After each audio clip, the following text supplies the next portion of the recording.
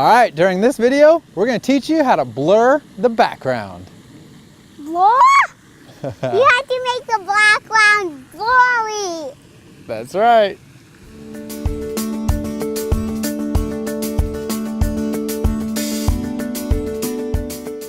Hello, I'm Paul Fontanelli, and this is photographytv.com.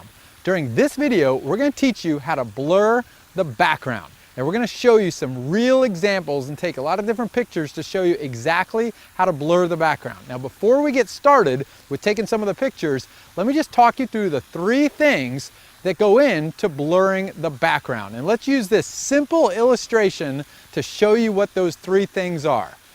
One thing is the distance from you with the camera to your subject and the distance from your subject to the background. So distance is a key thing in helping you blur the background.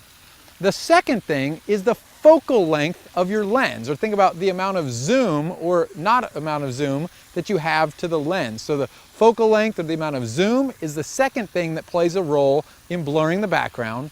And then the third thing is your aperture.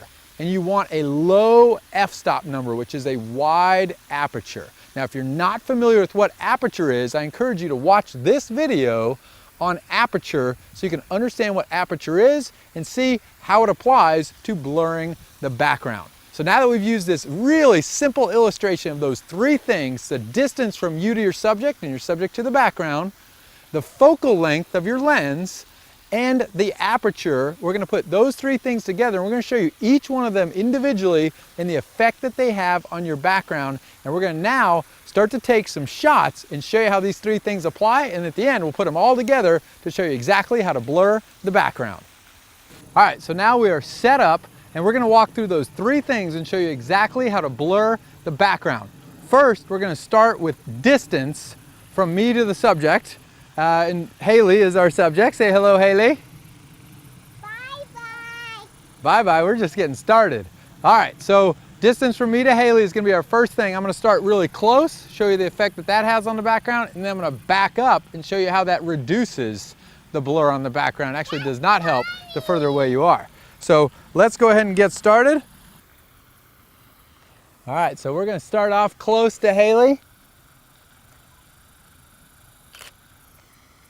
So look at that, you can see with a close shot, I've got a nice blurred background. So the closer I am to Haley, the subject, the more blur I'm gonna get. Now watch what happens when I scoot back. I'm not gonna change any settings on the camera, just the distance that I am from Haley. So I'm gonna scoot way back.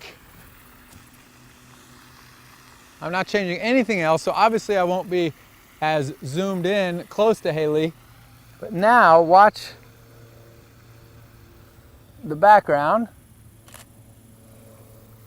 Now you can see all of the details of the trees behind Haley because I was really far away. So the closer you are to the subject, the more blur you're going to get compared to the further away. That's tip number 1. You won't see that much blur. That's exactly right. The further away, you won't see that much blur. So that's tip number 1, is the distance. The next thing we're going to look at is the focal length, and that's the amount of zoom to the lens. And so we're going to use a couple of different lenses here to illustrate this. The first lens I'm going to use is a telephoto lens. So I can zoom on this camera, and a quick note is this is the Nikon D3300. I'm specifically using this camera because it's a relatively entry-level DSLR. I just want to show you, you don't need super expensive gear to blur the background. So this is a relatively entry-level DSLR with a telephoto lens. I'm zooming into 200 millimeters on the lens, and I'm going to keep the same distance, but I'm just going to change the focal length. So we're going to start at 200 millimeters. Stay right there. I'm going to stay. Blurry or not blurry? We're going to go blurry first. Close or? Kind of close. Yeah. All right, right here. Yeah. So 200 millimeters, pretty close. Oh yeah, that's really close. Look at that amount of blur with 200 millimeters. Yeah, absolutely, you can see. See all that blur in the background? You like that? Yeah. All right, go stand back there, Haley, and we're gonna change lenses. We're gonna go from 200, which is really zoomed in. The more zoom you get, the more blur you get. And we're gonna go all the way down to a much wider focal length. So let me go ahead and change lenses. I believe we're going to go to 18 millimeters, total opposite end of a focal length. All right, so now I've put on the 18 to 55 millimeter lens, and we're actually going to shoot this picture at 18 millimeters, which is very wide. So this is going to be not much blur because we're at a much wider angle. Yep, I'll show it to you. So we're going to stay about the same distance as we were before, but now we're at 18 millimeters, much less blur. Ready, Haley? All right.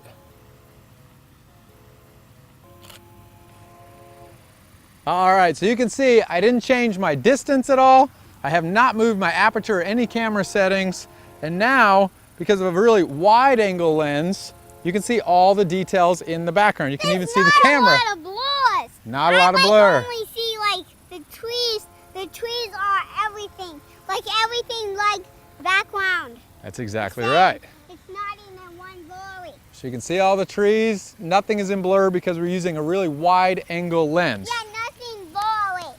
All right. I'm gonna go get a drink. Go get a drink, go. All right, so that was tip number 2, which is the focal length. So a telephoto-like lens with a big zoom can get a lot more blur than a wide angle, much tougher to get blur with that. So we've shown you the distance between the subject and yourself, and we've shown you the focal length. Now, let's show you the third variable, which is really important, which is the aperture. And so we're gonna take you step by step and show you different effects that aperture has on the photo. All right, so for this third piece, we're gonna use aperture to show you the effect that that has on blurring the background. Now here I did upgrade to a different lens and more expensive setup because I want to be able to go as low as I can on the aperture. From a focal length perspective, we're using 85 millimeters. You can see the distance I am to the subject. We're gonna keep those two things constant, 85 millimeters, same distance, and we're gonna run through every aperture that we can with this lens, which is, we'll start at f22, as narrow of an aperture as possible. You'll see all the details of the background because there'll be no blur. And we'll actually go all the way down to f1.4. And I'll run you through them and you can see the effect that aperture has on blurring the background. So the tip is, the lower the f-stop, which is the wider the aperture, the more blur you're gonna get in the background. So let's run through these and get them set up. Are you ready? We're gonna run through them.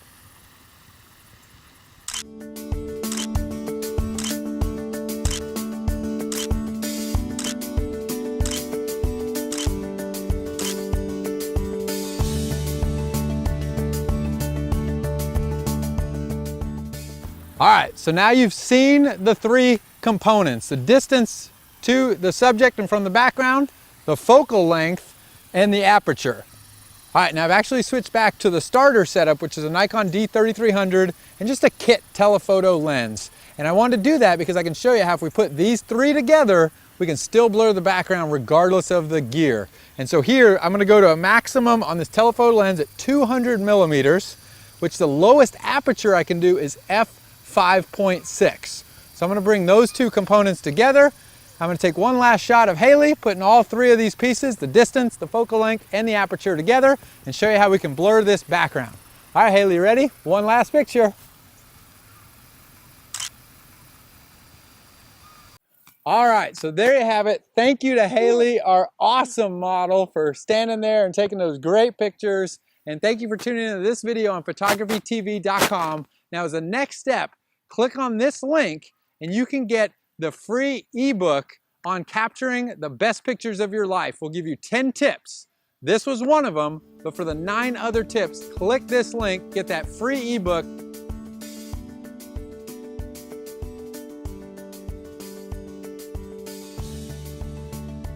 Bye! Bye! That's a wrap, Haley.